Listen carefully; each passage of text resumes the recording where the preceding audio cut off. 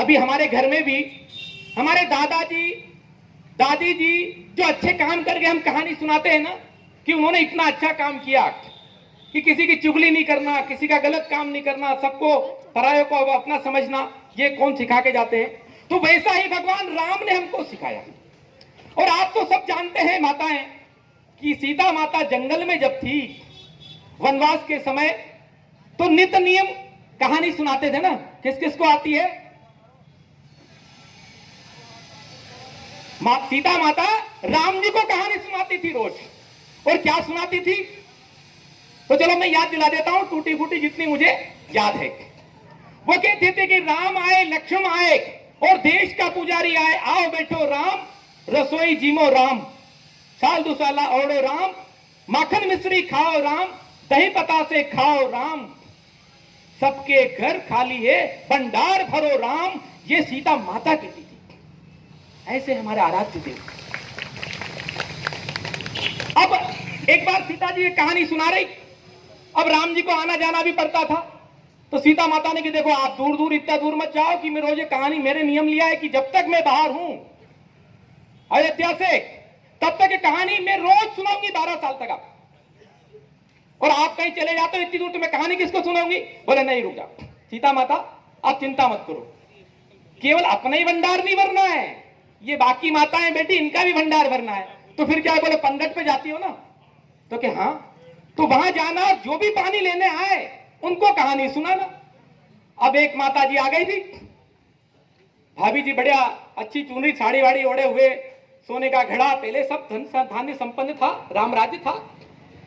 अब वो घड़े में उन्होंने देखा कि क्या है कि सोने का घड़ा और बढ़िया चकाचक। अब सीता माता तो बेचारी वन वन भटक रहे हैं, उनके पास तो जो मिल जाएगा समय पर वो। उन्होंने कहा माता जी रुकिए। बोले क्यों? बोले मुझे आपको एक कहानी सुना। अब सिर पे तो वजन है, कहानी कौन सुने उनकी? सीता माता की बात, अरे ये डोकरी टाइम खराब करेगी।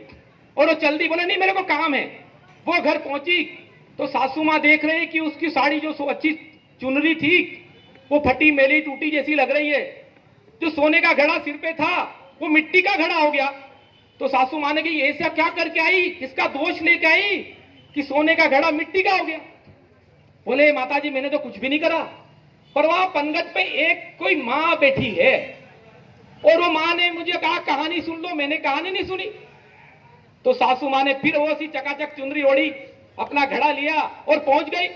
वहां जाके पानी भरा और चलने लगी। उन्होंने की मैं कहानी सुनाना चाहती हूँ सीता माता ने। तो सीता माता की कहानी उन्होंने कहा सुनाओ ना, एक बार नहीं 4 बार सुनाओ। और जैसे उन्होंने कहानी सुनी तो उनका जो मिट्टी का हटनार वो सब लेके गई थी वो सब बदल गए, सोने के हो गए। घर आई तो बहू ने पूछा माता जी ये क्या करा आपने? बोले ऐसा। तो फिर मेरे को भी कहानी सुनाओ। तो जैसे ही बहू को कहानी सुनाई तो बहू की साड़ी वाड़ी सब चीजों बदलाव हुआ था, वो तुरंत बदल गया। वो हमारी सीता माता है।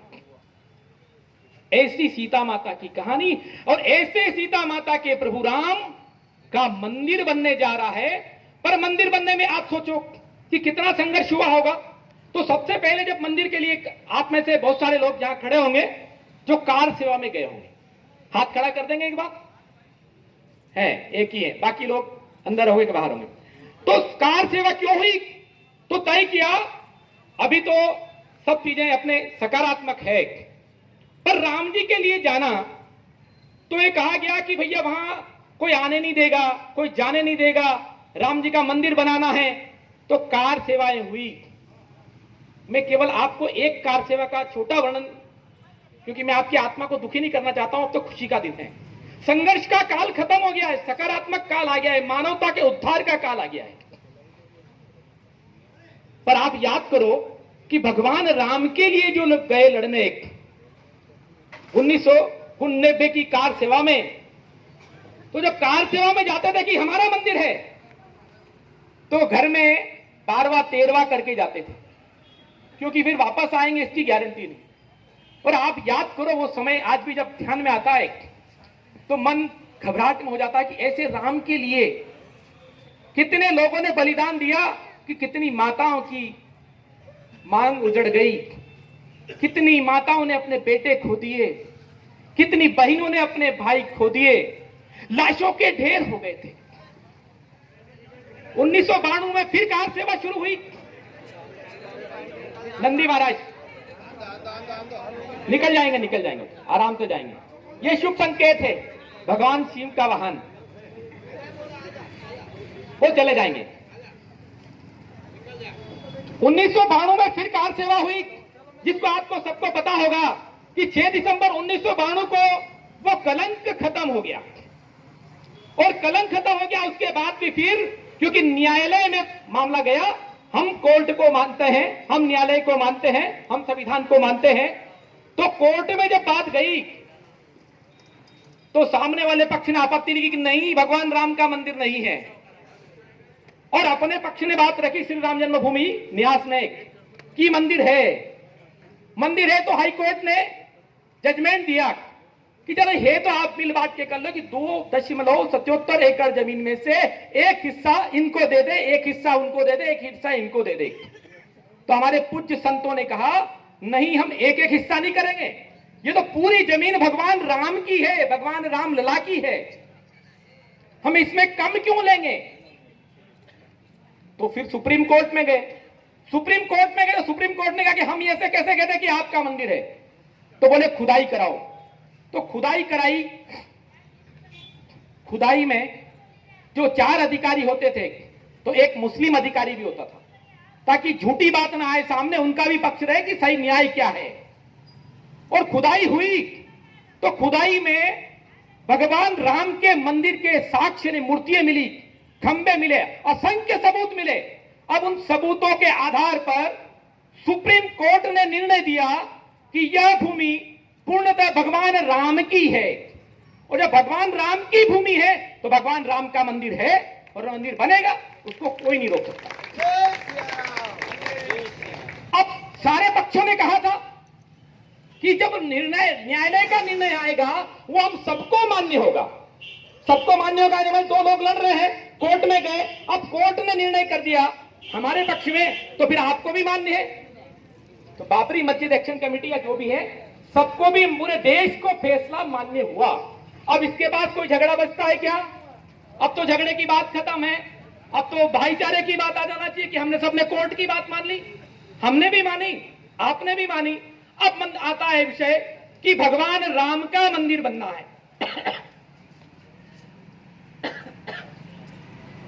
थोड़ा पानी है।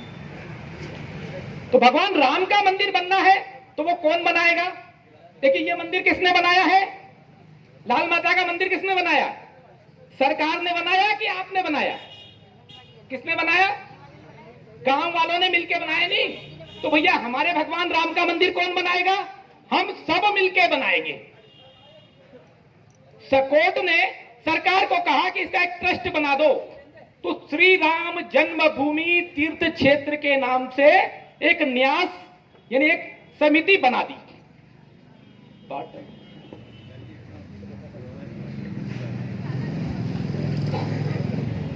न्यास बना दिया। अब न्यास ने कहा कि मंदिर बनाना है, तो मंदिर के लिए पैसा कहां से आएगा? हम सब लोग मिलकर मिला के, सारे देश के जितने हिंदू हैं, और इतना ही नहीं, श्री राम जन्मभूमि तीर्थ क्षेत्र का प्रांत मंत्री विश्व हिंदू परिषद